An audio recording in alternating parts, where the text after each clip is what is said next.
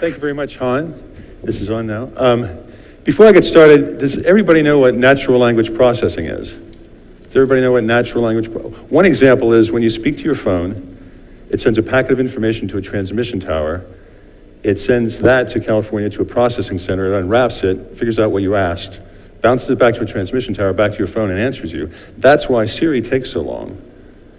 So, and other digital assistants. So a famous AI professor was frustrated with this, and he wanted more money, and he went to his dean, and he went and took some robots with him, and he had a megaphone, and he said, "What do we want?" And the robot said, "Natural language processing." And the professor said, "When do we want it?" And the robot said, "When do we want what?" I want to thank Dr. Faustian for inviting me and for putting together this great innovation week. I was looking for a thread in common with these wonderful speakers, and there are all there's so many world-class adventurers. There's a musician.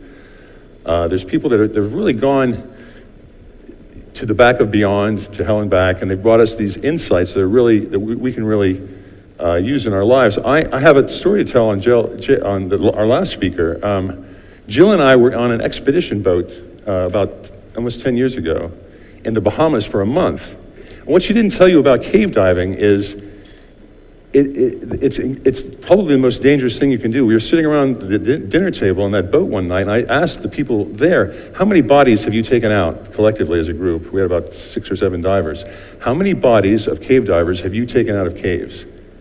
And there were probably 7 people there, and they had taken out 100.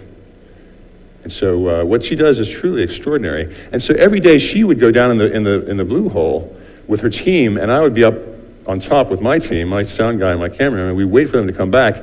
And the same thing hit me every day across my mind. If they don't come back, we're going to have a really short film. And it's great to reconnect with her after all this time. I've also gone to hell and back, and I'm bringing you some insights, and I want you to go on a journey with me for 45 minutes. And at the end of that journey, I think you'll think a little bit differently about artificial intelligence, its promise and its peril. And I also think you'll probably agree with me that this conversation about AI risk is the most important one we could be having right now. I came back from my trip with a book called Our Final Invention. The reason I wrote the book is because the AI revolution that's upon us now is incredibly large, and it's hard to measure, and it's hard to measure how much it's going to impact our lives. One way to measure it is with money. Since 2009, $50 billion have been invested in AI and automation controlled by AI. And by 2025, according to McKinsey & Company, that space will be worth between 10 and $20 trillion of value, making it the biggest sector of the economy. Another way to measure it, Gartner & Company says by the same year, 2025, 1/3 of all jobs will be taken by AI and automation. By 2040, 1/2 of all jobs. The way I like to think about it, my favorite way of thinking about the AI revolution upon us is that everything that's electrified will be cognitized. Everything that's electrified will be cognitized. Intelligence will be added to everything that's electric. So everything in your house, all your appliances, your phone of course, but all your appliances, your house itself, factories, inventory. Think about smart inventory. Inventory that says, I'm here, products that say, I'm here. I toured a factory in Russia where the products being built on an assembly line told the factory what parts they needed. So the success of the AI revolution won't depend on whether everything that's electrified will be cognitized. It will be. It'll depend on a much older concept of ethics.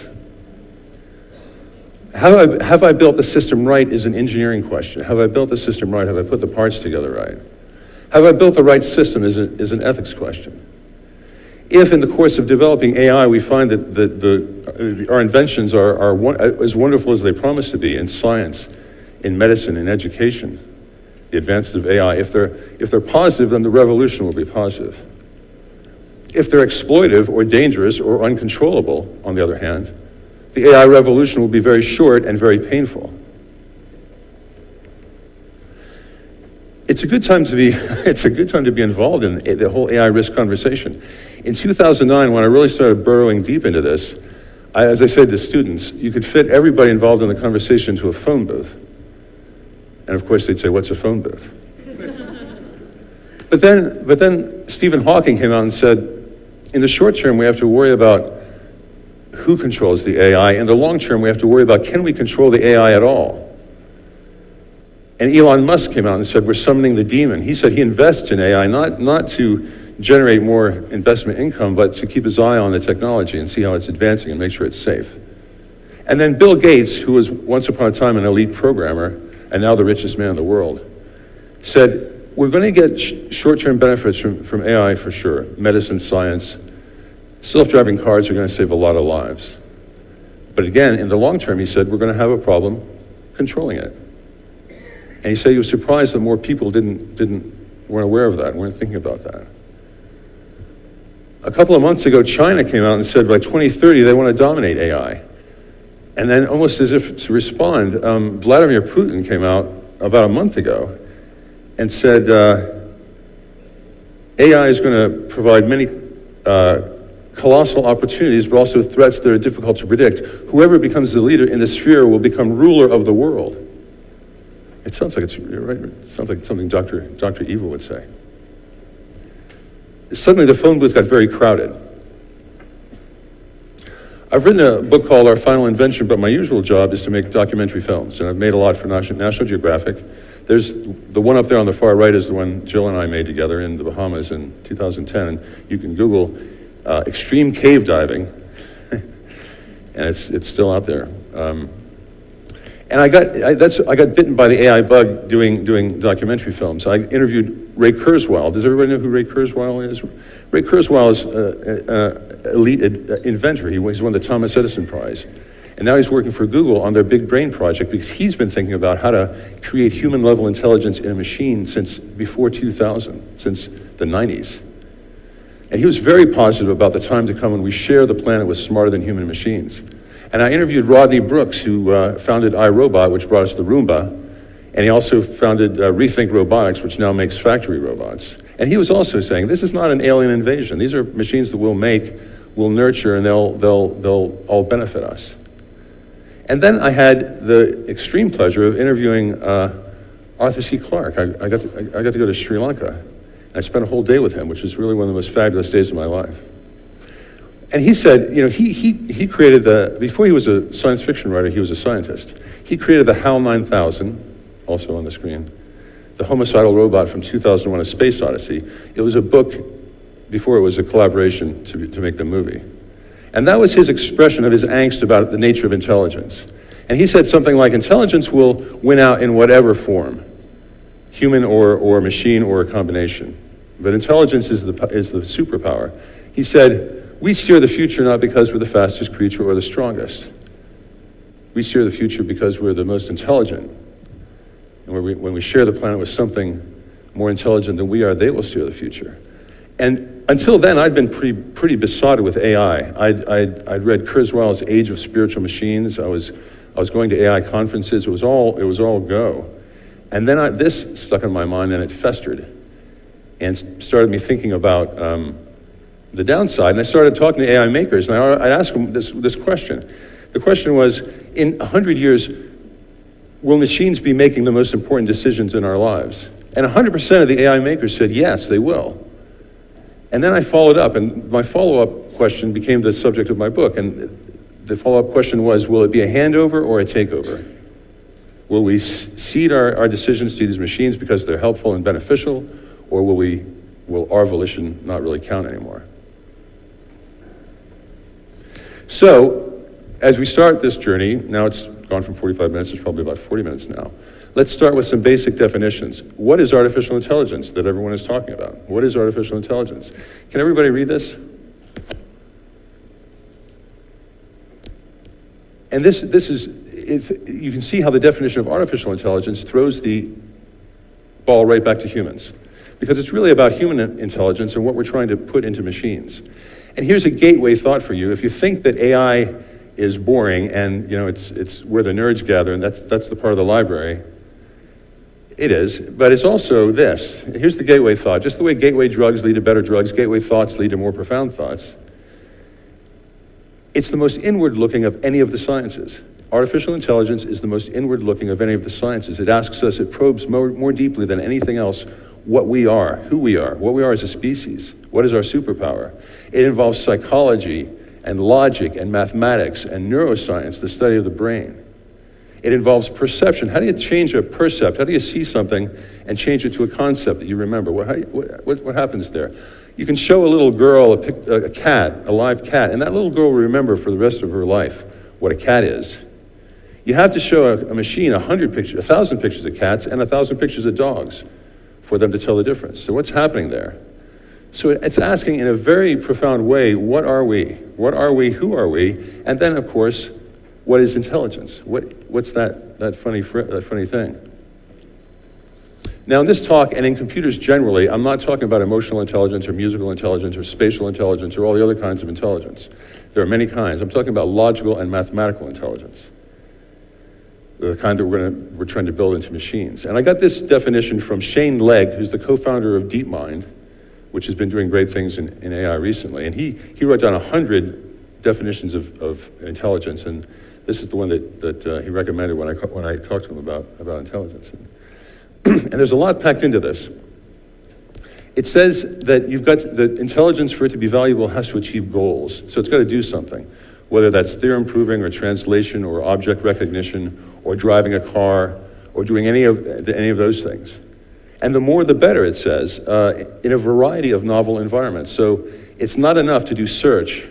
That's narrow intelligence. If you just do search, you're doing narrow intelligence. If you're just driving a car, that's also narrow intelligence. If you can do a bunch of these things, you approach general intelligence in a variety of domains. And that's more like our intelligence. And the other feature of our intelligence that's really powerful is learning. All the animals in the world are born with all the capabilities they'll ever have, pretty much, except for you.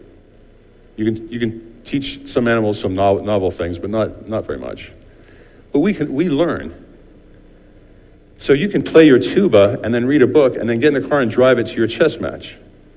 And somewhere in the world that's probably happening right now. A guy's been playing his tuba and he's going, gosh, I have a little time, I could read before I drive to my chess match. And that might be ultimately the secret. That's why there's a whole branch of AI called machine learning. Learning is so key to intelligence. So all of these things set a high bar on intelligence. This definition, what we are trying to create in machines, sets a high bar on intelligence. It means intelligence is pretty difficult. So how difficult is it to make human-level intelligence in a machine? Let's start our own little survey right now. So who thinks that given time, scientists can make human-level intelligence in a machine? Please raise your hand. Who thinks? Okay, good. And there's no right answer to this, by the way, because we don't know yet. If you didn't raise your hand, then you think either the problem is too hard in an engineering sense, that we'll just keep bouncing against that, the problem of human-level intelligence, or there's something about the brain that can't be duplicated in a machine. Who thinks the problem is too hard for humans? Wow, one. Okay. Who thinks there's something about the brain that just isn't going to be copied? Okay, so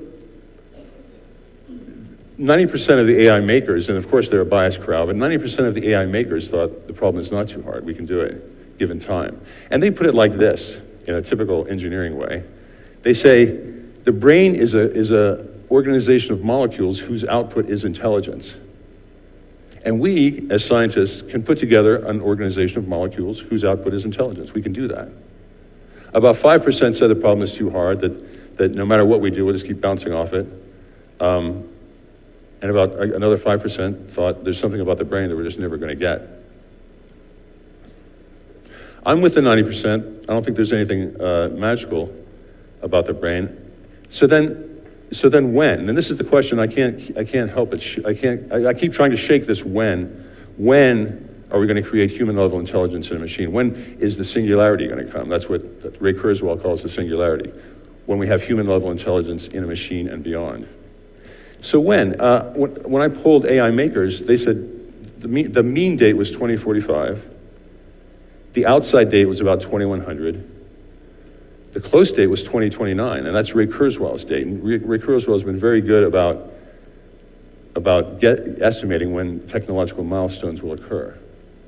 And so this idea possessed me. I'm going to come back to it. When's this going to happen? Because it's very interesting. We all wonder, should I start a long novel? Should I or not? Or should I a 30-year mortgage, 15-year mortgage? And then Gary Marcus, who's an AI maker and writer and psychologist, and he writes for the New Yorker, reviewed my book for the New Yorker magazine, and he said this. He said, it's likely that machines will be smarter than us before the end of the century, not just at chess or trivia, but about everything from math to engineering to science and medicine. So a century from now, nobody will much care how long it took to create superintelligence in a machine, only what happened next. In other words, will we be ready? Will it surprise us, or will we be prepared? Stephen Hawking put it like this: if we got a note from a vastly superior intelligence, an alien intelligence, that said, we're going to drop by in 20 years, would we just sit back and say, yeah, we'll leave the lights on, come on, come for a visit? Or would we get together and really try to get ready? So how do we get from the machines in our pockets? We have these supercomputers in our pockets. How do we get from IBM's Watson, which most people have heard of, the Jeopardy winning program machine, IBM's Watson, the smartphones in your pocket, how do we get to superintelligence? Or how do we get to greater than human intelligence? And here comes a card full of, a slide full of words. When you read a book about speaking, they always say, don't put a slide full of words. So I went out and put slides full of words. This is the last one with a lot of words. And I'm going to give you time to read it. I'll give you 20 seconds.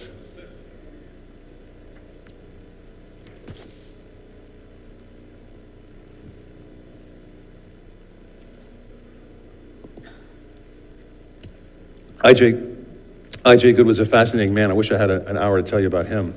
He worked with Alan Turing at Bletchley Park, defeating the Enigma codes that the Germans were using for military transmissions. He was the second best chess player in the UK, and they drafted him. He taught Turing how to play chess, and Turing taught him how to play Go, the Asian game. And it's interesting how chess and Go have come back in the last 20 years to be milestones for. Turing was a world-class runner, and so he invented a version of chess where you make a move and you run around his whole house and come back, and if you get back before your opponent has made his move, you get 2 moves. And that's how he could beat I.J. Good, because I.J. Good was not a great runner. He was I.J. Good came to the United States as a celebrity statistician, because once upon a time there was such a thing. He went to Virginia Tech, where he was paid more than the president. And here's another funny, past as prelude. He was analyzing an artificial neural network, the first. He was analyzing that when he came up with the intelligence explosion idea.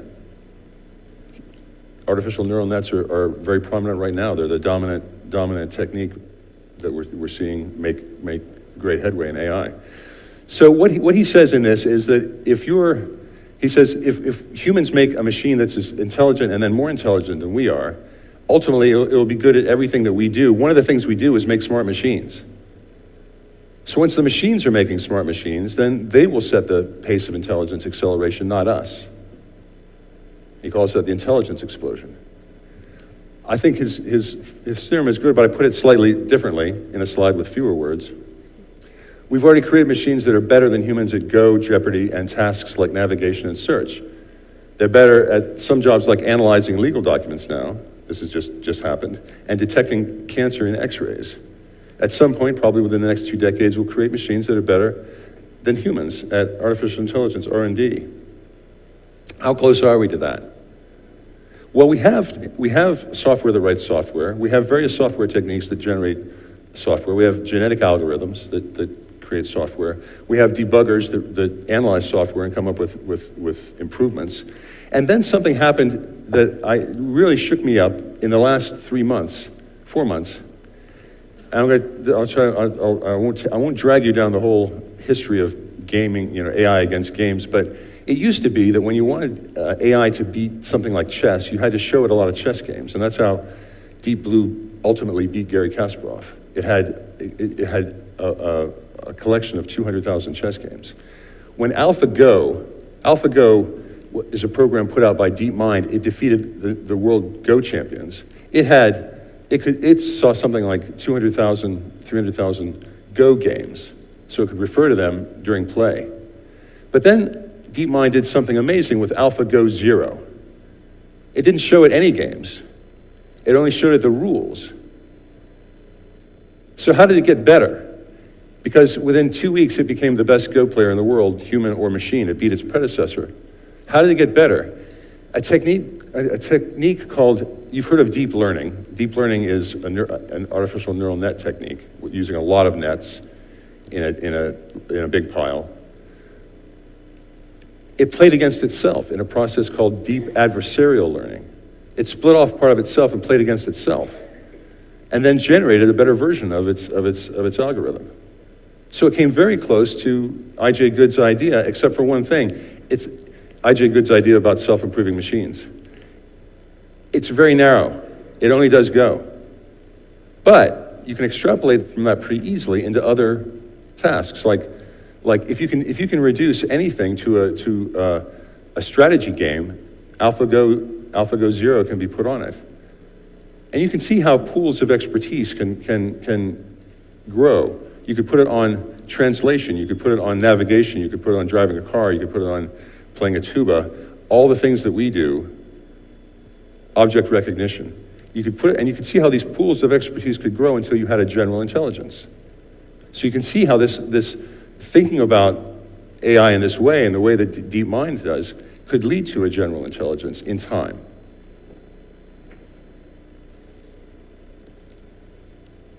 So right now there's a race to create super intelligent machines, whether you know it or not. And here's some of the contestants. Contestant number one is Google. They have $200 billion in cash that they can spend on things. Ray Kurzweil is now the head of the Google Brain Project. To me, this is like the Los Alamos of AI. They have a lot of money, they have a lot of talent, and they have a giant stated drive to create human-level intelligence in a machine and beyond. Ray Kurzweil wants, his ambition, as he stated, is to make a machine that makes 100 trillion calculations per second, and to share that with 1 billion people online. And what is that? That's super intelligence as a commodity, which would be really, really good and useful for solving a lot of issues. Climate change, cancer, science issues. Who wouldn't want super intelligence to be a commodity that we could use? But also weapons development. As Stephen Hawking said, super intelligence would be able to outsmart our smartest politicians. Low bar. But it would also be able to create weapons we don't even understand. So candidate number one is Google. They're pretty far up there. DeepMind is the company that Google bought, and smartly they're keeping them separate. They're not mixing them with the Google crowd. They're keeping them over in the UK where they can do innovative things that aren't directly by Google. They're the ones who came up with AlphaGo and AlphaGo Zero that we just spoke about. They're up to some amazing things. I look at that company, I just don't know what's next. But my favorite and my vote for the cognitive architecture that's in their lead right now is IBM's Watson. And why is that? Watson is famous for, in February 2011, it defeated the best humans at the show Jeopardy. And Jeopardy, if you've played it, as we all have against the television, is pretty complicated. It's not a toy project. It involves a deep knowledge of sports, movies, trivia of all kinds, kings, queens, presidents, music. You've got to know a lot. You've got to be fast at drawing that information. So that's pretty good. But it's beating the best humans was impressive. But what was more impressive is what it's done since. Watson has taken the federal medical licensing exam. So if it were a human, it could be a physician. But it can be a physician's assistant. It can do diagnostics. It can detect cancer cells in X-rays better than humans right now.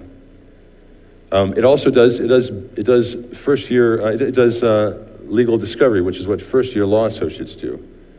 and it does it better than humans. It analyzes contracts now better than humans, scores higher on finding problems in legal contracts.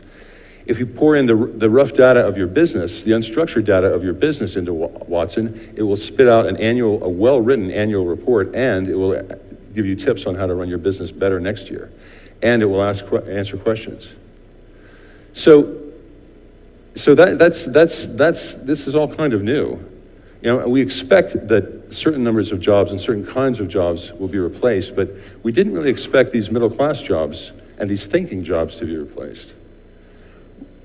What's happening right now is there are 5 million professional drivers in the United States whose jobs are on the chopping block. These are truck drivers, bus drivers, delivery people, taxi drivers. When self-driving cars come along, they'll have to be retrained for something else that presumably robots can't do. There are about 5 million bookkeepers in the United States whose jobs are going to be replaced by AI, and the list goes on, and we're kind of used to it. Some other jobs, postal workers, clerical workers, pharmacists, all the data entry clerks, all the travel agents. When was the last time you used a travel agent? Expedia is my travel agent, for better or worse. So, if you had to ask what is the state of cognitive technologies of smart machines in 2018, you'd have to say it's pretty good because they're taking a lot of jobs and they're teed up to take a lot of middle-class jobs. As Gartner and company said, by 2025, 1/3 of all jobs. By 2040, 50% of all jobs. So you'd have to say that either we're not so hard to beat or they're doing very well. I'd prefer to say that they're doing very well. But let's go back to that question about Watson and human-level intelligence. It's going to take McDonald's jobs. Let's go back to Watson and human-level intelligence in a machine and how long it will take. Even though Gary Marcus said don't worry about how long it will take, I still worry about how long it will take. One key is who's investing in it. And a lot of companies are investing in it, and they want to make, in fact, it's become job number one for a lot of companies, and not just companies, but countries. And they've stated this as a goal. Here's a short list of companies that are trying to make human-level intelligence in a machine. Now, why would you want that? In fact, Ray Kurzweil, besides making this online product, he estimates that by 2029, we'll have human-level intelligence in a computer at computer prices. So $1,000 of computing in 2029, he thinks, will give you a laptop that has all the intellectual capabilities of a human. Why would that be a good product? Why would that? Well, it would be probably the most lucrative product in the history of the world, which is why these companies are all, and these countries are all gunning for it. And then there's the opportunity, according to Vladimir Putin, to control the world. What these companies have in common is they know that the way steam powered the 19th century and the way electricity powered the 20th century, AI will fuel the innovations and advances of the 21st century. This is really AI's century. So what could possibly go wrong? We've covered a lot of ground in our journey. We're probably past the halfway mark. We've talked about the intelligence explosion and how in the normal course of business, companies will be driven to create machines that improve their own software. We've talked about the giant wind that's pushing the development of artificial general intelligence. What's different and what could go wrong, what makes it dangerous is sort of two things. One is we've never created a technology before that could outwit us. We have created technologies before that were stronger than us. We created tractors. Some people's jobs were taken. We've created, cars that are faster than us. Some horses were displaced. But by and large, people could be retrained for other jobs, but we've never had a technology that could outsmart us. And that's why it goes from unskilled labor deep into the middle class. But still, that's not AI turning against us. What could make AI dangerous? Well, Steve Omohundro set out for himself a very difficult task. He wanted to make a science for understanding superintelligence. And you think that would be impossible because how do you create a science for understanding something that's smarter than you? Don't you have to be that smart yourself? So he applied rational agent economic theory to superintelligence to understand how it would behave. Now, just very briefly, I don't want to dive into an economics course, but rational agent economic theory says that people will buy and sell according to their goals and preferences, which economists call their utility function. So this rational agent economic theory was created to help Wall Street figure out who was going to buy and sell what. It didn't work for humans, because humans aren't rational. We impulse buy, we buy the wrong things, we buy when no one's looking, we sell when no one's looking. We're just totally not rational. But rational agent economic theory should work with logic-based machines, like computers. So he applied this to superintelligence and derived the goal-driven rational systems will develop basic drives. Whether they're mining asteroids or a very powerful search engine, they'll need resources to achieve their goals. Whether that resource is electricity or cash or Bitcoin or whatever, they'll need resources. So they'll be resource acquiring. They won't want to be unplugged, because that's the worst thing that could happen to their goal achieving. If you remember our definition of intelligence, if you're intelligent, you're doing something, being unplugged would be the worst thing that could happen to you if you're trying to achieve goals. So they'll become self-protective, and that's a little, it's a little bit scary. They'll be efficient, because they won't know how long their resources will last. They won't have perfect knowledge about the world. And then the one that gets scary, and I write about it extensively in my book, is they'll become creative. Alejandro writes, since improving their own software will be one obvious route to goal success, they'll grow their own intelligence at supercomputer speed. That means rational behavior will drive already intelligent machines to become experts at AI development, as I.J. Good predicted. Rational behavior dictates that given enough resources, machines will become self-improving. That's the recipe for the intelligence explosion. Then we're sharing the planet with machines that are 1,000 or 1,000,000 times more intelligent than we are.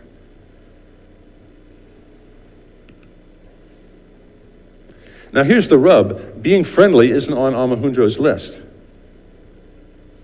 Rational agent economic theory does not say that superintelligent machines will be friendly. Being smarter doesn't mean being kinder. Superintelligent machines won't be dangerous because they'll try to overthrow us, but for any goal the machines might have, it will be useful for them to use all available resources, and all available resources include virtually everything on the planet, which is why AI thinker Eliezer Yudkowsky said, the AI does not love you, nor does it hate you, but you're made of atoms it can use for something else. So unless we are very careful about how we program these machines, we'll create these very, very powerful amoral machines that may be, according to theorists, self-protective, creative, able to outwit us.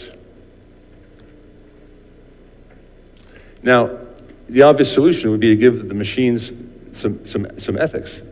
And this is where the conversation gets back to human dimensions. Let's just give them some ethics. Let's give them Asimov's 4 laws, or 3 laws plus 1, which don't really work. If you want to know why, you have to read the first chapter of my book. Let's make them more like us. Let's give them ethics. But here's in a nutshell, here's the problem with ethics. If we started with something very simple, like preserve human life, we would get in a big fight in this room about when human life begins, right? And if we took this argument around the world, we would get in a big fight everywhere we went. So we can't make a rule as simple and reach a consensus on something as simple as that.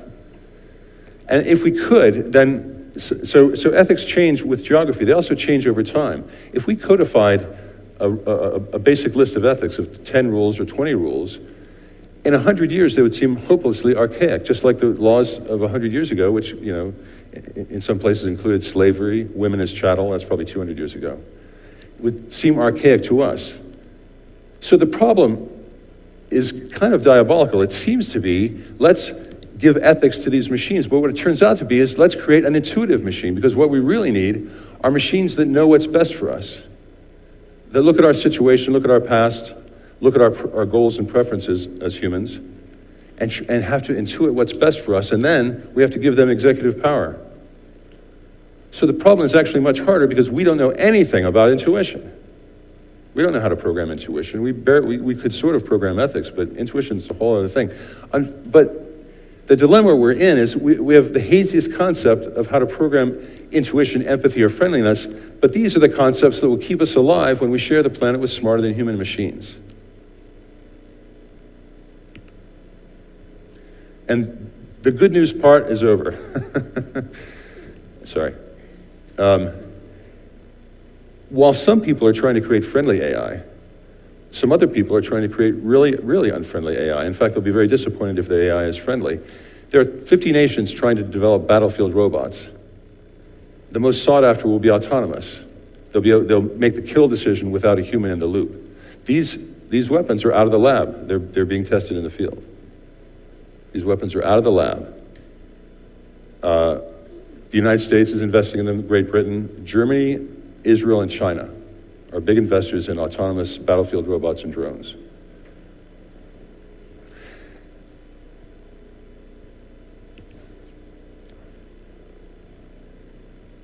So, as an AI thinker, trying to think about solutions and trying to think about what to do now, me and people like me, look at analogs from the past. What have we faced before that's anything like this? And again, there's no technology that's really like this because there's no technology that can outwit us. And wits are our superpower. But there is a technology that's tracking, that AI is tracking very closely that I want to draw your attention to, and that's nuclear fission. Nuclear fission is the power behind nuclear power plants and nuclear bombs, as you know. In the 1920s and 30s, they thought of nuclear fission as the way to split the atom and get free energy. And then this period of utopia would follow. Just like the singularity, which is this period of utopia that's supposed to follow the time when we share the planet with smarter than human machines. But what happened with fission? Well, we incinerated 2 cities full of people right away. It was weaponized. And then we held a gun to our head as a species for 50 years. We threatened ourselves with extinction twice it almost happened. Just the other day, Vladimir Putin threatened the United States with a new super nuclear weapon. Like the old ones weren't good enough. There's a super duper one now. And then, I'm sure Donald Trump will tweet about a super duper duper one. There was no maintenance plan for that technology. It was developed in wartime. It's kind of understandable, but then after the war, there was still no maintenance plan. There was no way to guide that technology. There were no decision makers. There wasn't any transparency or openness. Instead, there was a nuclear arms race that still threatens us. There's no maintenance plan for AI. I think AI is a more sensitive technology than nuclear fission, and we have no maintenance plan for it. Instead, we have a lot of corporations and companies, corporations that are interested in their quarterly reports and making products. They're not specialists in ethics. They're not that interested in ethics. They're making, the companies are interested in the bottom line. The countries are interested in power. And nobody is really interested in stewardship. We have this recurring problem with technology as humans, that our innovation runs way ahead of our stewardship. We innovate something and then our stewardship and our intelligence about it chases behind. It's almost killed us with nuclear fission. It's almost destroyed us. The same attitude will not work with artificial intelligence. Is there a solution? Well, I'm not sure I'd be talking if I felt there was a solution. I'm not sure I'd be speaking, and I'm not sure I'd be ringing the alarm bell about this if I thought there really was a solution. But there are some hopeful signs. Congress just had a hearing about AI, which was unexpected, because they're starting to catch this message. And these organizations have been working hard with small budgets. The Machine Intelligence Research Institute has been around thinking about this since the year 2000. That's a long time. Their budget is about $500,000 a year. The Future of Life Institute was founded by Max Tegmark, the physicist he's a physicist at MIT. He just wrote a book called Life 3.0, which I endorse, which you should read right after mine. They're doing great things. Their budget is about, they just got a $10 million grant from Elon Musk. So if they can keep that up, their budget is $10 million a year. The Center for the Study of Existential Risk and the Future of Life Institute have been around for just about 2 or 3 years, and I'm not sure what their budgets are. But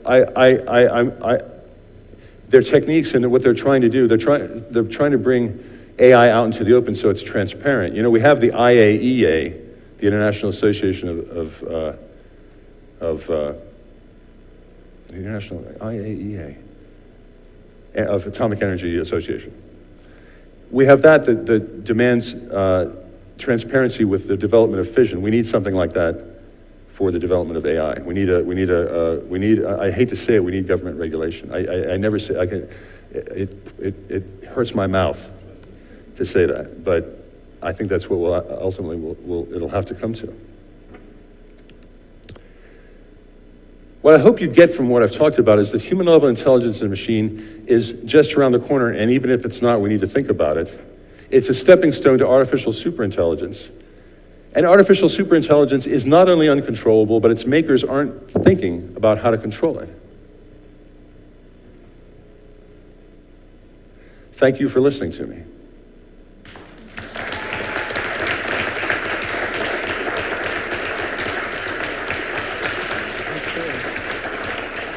All right, thank you very much. We're going to have some questions. Please wait for me to bring the mic to you.